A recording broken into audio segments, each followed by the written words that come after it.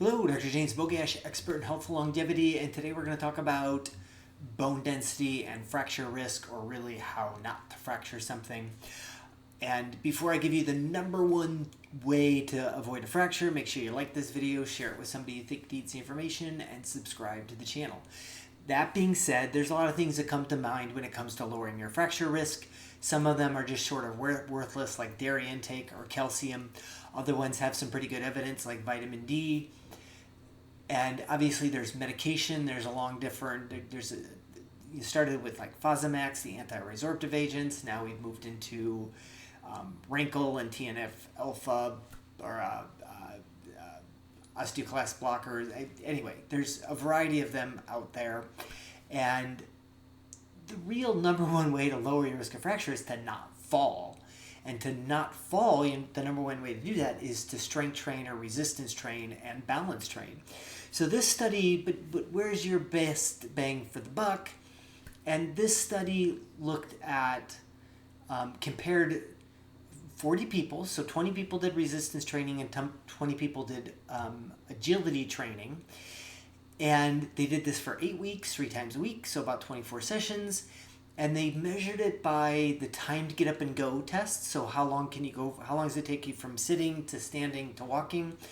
And something called the Berg Balance Scale, which looks at 14 different tasks to see how well your balance is.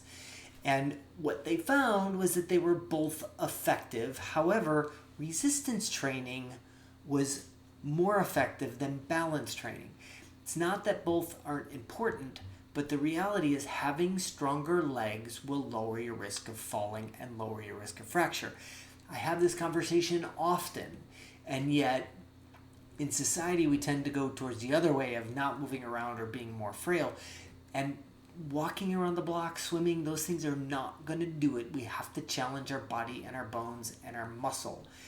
Each time you exercise with resistance training, you're actually damaging some of the bone, and it rebuilds stronger bones, less likely to fracture. And then your balance improves when your leg strength improves. It doesn't say that balance training isn't important.